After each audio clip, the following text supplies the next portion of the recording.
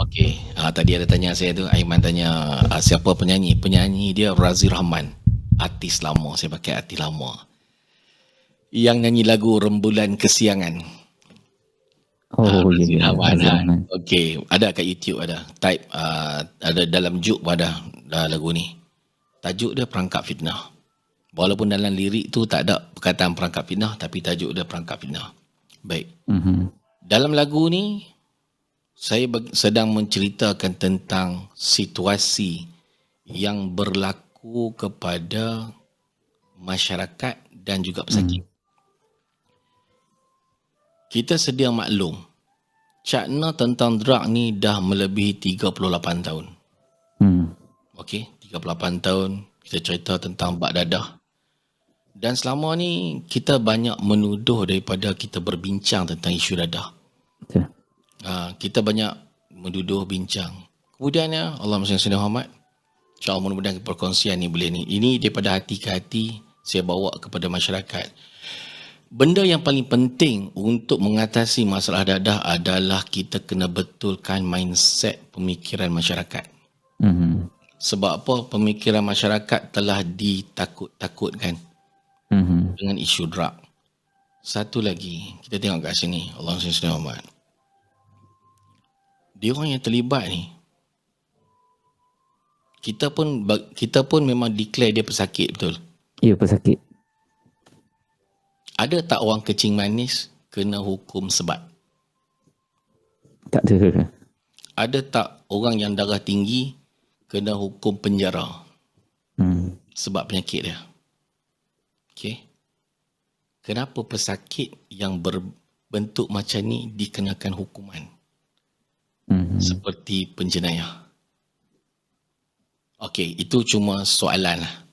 Dan kita tak boleh nak petikaikan tentang undang-undang. Boleh jadi tidak ada peguam yang tahu poin apa yang perlu kita persoalkan. Kan? Sebab undang-undang hanya boleh dijawab dengan undang-undang. Betul. Undang-undang hanya boleh jawab undang-undang. Okey, kita tak tepi kat situ. Kemudian arus perdana.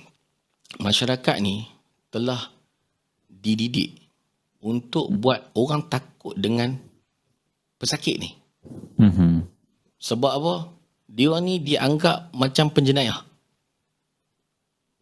Okey? Dan dia orang juga dianggap keruntuhan akhlak. Sedangkan dia cuma pesakit. Jika dia orang kata dia bukan penjenayah, dia orang pesakit, kenapa ada roh jenayah di situ? Apa dia roh jenayah dia?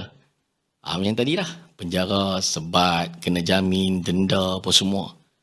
Kenapa mereka ni tidak terus dirawat? Kenapa mesti ada hukuman? Sehingga kan ada sampai peringkat kalau 3 dalam 1 tahun, 3 kali dia orang kantoi urin, dia boleh kena sampai 3 sebatan macam tu. Apa kata kita kenakan sebatan ni kepada pesakit gout? Baik kau lah. Okey. Jadi inilah yang kita kata membuatkan orang bertambah takut dengan pesakit, dan pesakit sukar untuk mendapat tempat untuk dia nak mengadu apa isu dia, apa problem dia. Dan benda ni membuatkan ahli keluarga pun daripada dia kenal anak dia, jadi dia tak kenal. Padahal itu anak dia. Dia tahu dia membesarkan anak dia. Tiba-tiba satu masa anak dia terlibatkan dadah, dan dia mula takut dengan anak dia sebab anak dia dah dicop sebagai penagih dadah. Yang menakutkan. Kecuali ibu-ibu yang dia ada kekuatan lah. Kekuatan di sudut kasih sayang, cinta. Begitu juga para isteri-isteri. Kekuatan-kekuatan ni lah membuatkan dia orang masih lagi bertahan walaupun dia orang tak tahu macam mana nak tangani isu ni. Okey, itu satu sebab. Itu masyarakat kan. Kemudian, saya nak tanya tuan, andai kata kita buat kek tak jadi, adakah kita guna teknik yang sama untuk kita buat kek tu? Bisa kita jadi buat teknik lain lah pula. Mesti kita buat teknik lain. Betul. Kenapa masalah dadah ni 38 tahun teknik tak pernah berubah? Adakah pesakit tak nak berubah ataupun Kita yang tak nak berubah. Okey, cantik. Kenapa kita tak ubah benda yang kita tahu benda tu memang kita dah buat dah 38 tahun tak jadi. Dan kemudian kita meletakkan kesalahan kepada pesakit. Adakah itu adil? Contoh, andai kata kita hantar anak kita belajar dengan cikgu ni. Cikgu ni mengajar 38 tahun dan dia langsung tak boleh tunjuk result pencapaian. Tapi cikgu ni setiap kali anak murid dia gagal, dia akan kata anak murid dia tidak bersungguh-sungguh belajar. Adakah tuan akan hantar anak murid ni kepada cikgu yang ni? Dan percaya kata-kata cikgu ni. Hanya sekadar dia ada tie, dia ada name tag dan dia duduk di sekolah, dan bolehkah tuan percaya dengan kata-kata cikgu ni? Dan layak tak cikgu ni kata anak murid ni tak nak belajar sungguh-sungguh? Betul, tak boleh lah. Tak boleh. So sekarang apa yang berlaku? Tuduhan demi tuduhan kepada pesakit. Pesakit tak bersedia berubah, tak nak berubah. Sedangkan dia sendiri tak boleh tunjuk result. Kita berbalik kepada apa masa kita bagi dekat you, dana yang kita bagi dekat you. Okey. Dana yang diperlukan diberi setiap tahun melibatkan lebih 1 bilion 2018 ke bawah. 1,000 juta setiap tahun ni. Adakah standard hasil yang macam ni dipersembahkan kepada kita?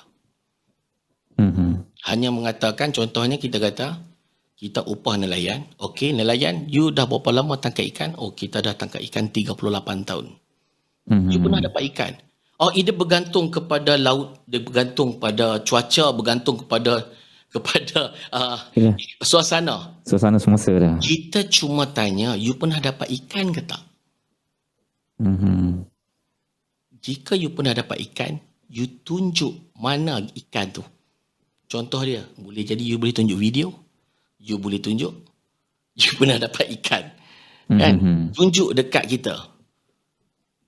You tak perlu bagi tahu 38 tahun ni hanya masalah tokan banyak, hanya masalah dadah ni tak putus apa semua, ada dalam pasaran.